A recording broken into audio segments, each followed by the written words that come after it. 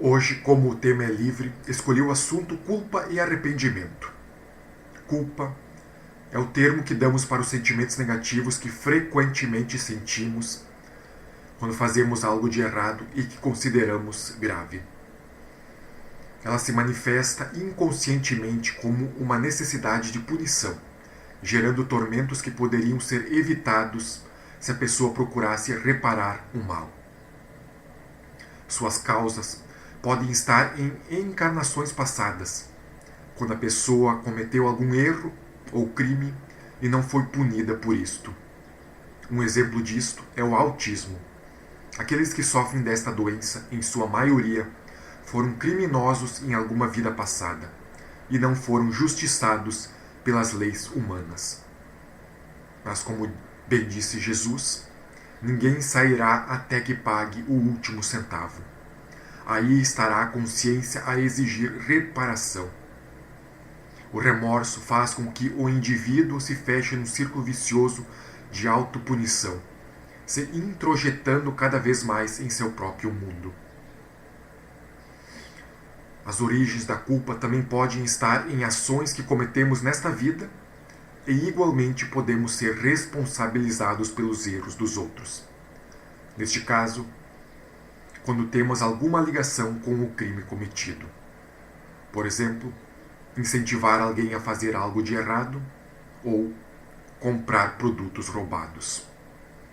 Sobre isto, na questão 640 do Livro dos Espíritos, Kardec faz a seguinte pergunta: aquele que não pratica o mal, mas se beneficia do mal praticado por outro, é tão culpado quanto este? A resposta é como se eu tivesse praticado. Se beneficiar do mal é participar dele. Talvez não fosse capaz de praticá-lo, mas desde que achando o feito, dele tira partido, é que o aprova, é que eu teria praticado se pudesse ou se tivesse coragem. Vejam a implicação disto. E se o bandido matou alguém para roubar? Algo que acontece, é só ver nos noticiários. Então, de acordo com a lei divina, quem adquirir este produto e tiver conhecimento de que ele não veio de uma compra honesta, é tão culpado pela morte da vítima quanto o próprio assassino. Que responsabilidade! As leis humanas também prevêem punição para quem adquire produtos roubados. Mas, como podemos ver, a justiça divina é bem mais rigorosa e desta ninguém escapa. Outro tipo de culpa é esta como produto social. Somos culpados se não conseguimos juntar dinheiro. O fracasso consiste em não ser um sucesso nos negócios, nos estudos, na vida. O consumo exagerado, a busca pelo padrão de beleza ideal, pelo sucesso, pelo poder, etc., fazem com que boa parcela da população sofra, gerando sintomas de difícil solução. Aí nos sentimos culpados. E para encobrir esta culpa, usamos máscaras sociais, que nos fazem parecer. Compramos o carro do ano à custa de longas prestações. Temos o guarda-roupa abarrotado de roupas que nem usamos todas. Tudo isto para parecer ter. Mas só parecemos, pois nada possuímos, uma vez que tudo pertence a Deus e pode nos ser retirado a qualquer momento. Assim, ao nos dermos conta do sentimento de culpa, qualquer que seja a sua causa, primeiramente devemos nos perdoar. É óbvio que esse auto-perdão não anulará o erro cometido, mas servirá para nos equilibrar emocionalmente e aí podermos encontrar soluções para reparar o mal. De nada adianta ignorar o erro cometido, fugindo da responsabilidade, pois o próprio inconsciente produzirá instrumentos punitivos, tais como doenças, tristezas, fraquezas, insônia, etc. Allan Kardec, no capítulo Código Penal da Vida Futura, que está no livro O Céu e o Inferno, afirma que o arrependimento, apesar de ser o primeiro passo para a regeneração, não basta por si só. Também são necessárias a expiação e a reparação. Isaías Claro, divulgador da doutrina espírita, conta que em certa ocasião uma senhora lhe confessou que sofria de um sentimento de culpa que carregava sozinha há 50 anos. Quando tinha 22 anos, seu namorado, ao descobrir que estava grávida, a abandonou. Ela, com medo, fez um aborto e desde então nunca mais teve paz, nunca mais teve outro relacionamento e morria de remorso pelo crime cometido. Vejam que exemplo típico de um espírito endividado. Ela própria se autopuniu. O Espiritismo nos ajuda muito nesses casos, dizendo que devemos nos perdoar e seguir em direção à reparação.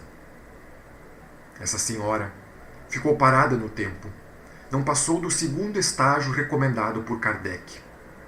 Se, ao reconhecer o seu erro, parasse de se culpar e tivesse se dedicado a trabalhar num orfanato ou em qualquer outra atividade no bem e no amor, a fim de pagar pelo seu crime, já teria se libertado deste passado há muito tempo. Por isto que Kardec afirma que somente acontecerá a regeneração do espírito quando este atingir as 3 condições necessárias para apagar os traços de seu erro, ou seja, arrependimento, expiação e reparação. Jean-Jacques Rousseau foi um dos grandes nomes do iluminismo. Nasceu em Genebra no ano de 1712. Escritor e filósofo famoso, escreveu vários livros, entre eles Emílio ou da Educação. Nesta obra, o autor cria um personagem fictício de nome Emílio e vai contando aos seus leitores qual a melhor maneira de se educar uma pessoa. Hoje em dia, esta obra é vista não apenas como uma referência obrigatória para todos os educadores, pais, professores, mas acima de tudo como uma lição de vida. Pois Rousseau, este mesmo filósofo e escritor, teve 5 filhos e os abandonou todos em orfanatos. Como pode alguém que abandonou os próprios filhos influenciar positivamente tantas pessoas e por tanto tempo? Entre as inúmeras personalidades que Rousseau influenciou está Pestalozzi, o grande educador suíço, que muitos devem saber, também foi o mestre de Allan Kardec. Diante disso, alguém poderá dizer que as ideias de Rousseau não valem nada, afinal, ele não praticou o que ensinou. Mas agindo desta maneira, se estará negando a oportunidade de arrependimento. Ora, quem não erra, somos humanos e, portanto, ainda falhos. Inclusive sobre isto, há uma história que está no livro Lindos Casos de Bezerra de Menezes, de Ramiro Gama, e que diz o seguinte: Bezerra de Menezes almoçava certa vez na casa de Quintino Bocaiúva, o grande republicano, quando em determinado momento se aproxima um empregado e comunica ao dono da casa: Doutor, o rapaz do acidente está aí com um policial. Quintino, que por pouco não foi atingido por um tiro, estava indignado com o funcionário que sem querer fez o disparo. Manda-os entrar, ordenou o político. Doutor, suplica em lágrimas o moço preso. Perdoe o meu erro. Sou pai de 2 filhos. Não tive qualquer má intenção. Se o senhor me processar, que será de mim? Sua desculpa me livrará. Prometo não mais brincar com arma de fogo. Mudarei de bairro, nunca mais o incomodarei. De modo algum, respondeu o político. Mesmo que seu ato tenha sido sem querer, não ficará impune. Percebendo que Bezerra de Menezes se sentia mal com a situação, falou ao convidado. Bezerra, não perdoo. Definitivamente eu não perdoo. Dr. Bezerra exclamou desapontado. Ah, você não perdoa. Sentindo intimamente desaprovado, Quintino falou irritado. Não perdoo. E você acha que estou fora do meu direito? Dr. Bezerra, com toda a sua humildade e sabedoria, respondeu. Meu amigo, você tem todo o direito de não perdoar, visto que todo aquele que nunca errou e que nunca vai errar não precisa perdoar. A observação penetrou Quintino como um raio. O grande político tomou de um lenço, enxugou o suor e, após pensar alguns momentos, disse ao policial: solte o homem, o caso está liquidado. E ao moço, que mostrava profundo agradecimento: volte ao serviço, estão precisando de ajuda na cozinha.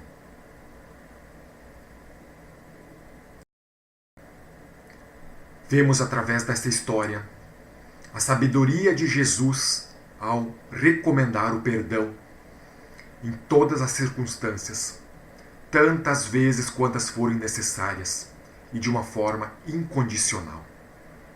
O divino amigo sabia que sozinhos não fazemos nada.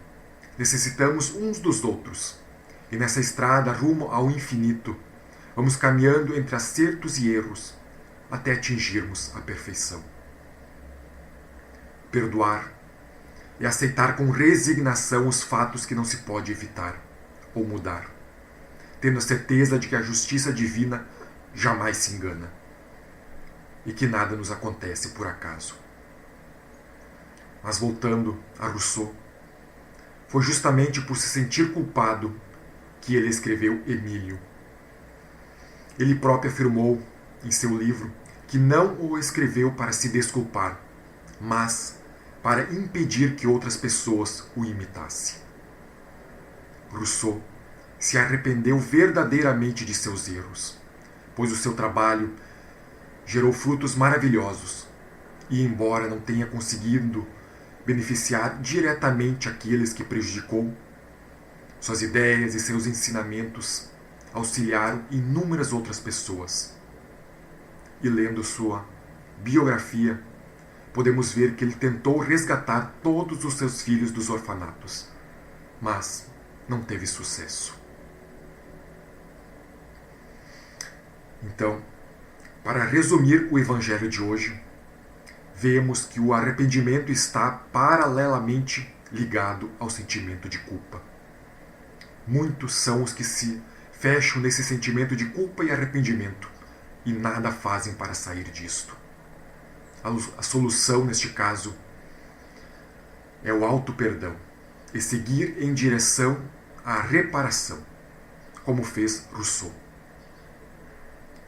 Na questão 1002 do Livro dos Espíritos, Kardec faz a seguinte pergunta: o que deve fazer aquele que no último momento, na hora da morte, reconhece as suas faltas, mas não tem mais tempo para repará-las? É suficiente arrepender-se neste caso? A resposta: o arrependimento apressa a sua reabilitação, mas não o absolve. Não tem ele o futuro pela frente que jamais se fecha? Portanto, somente o arrependimento não é suficiente. Os amigos espirituais recomendam ainda a reparação. Se não for nesta vida, que seja na próxima. Se não for diretamente a pessoa prejudicada, que seja para outras. O importante é não repetir o erro e amar muito, auxiliando a todos. Como afirmou o apóstolo Pedro, o amor cobre a multidão de pecados. Por fim, temos de entender que não importa o tamanho do problema ou do erro, mas nosso esforço em construirmos um mundo melhor.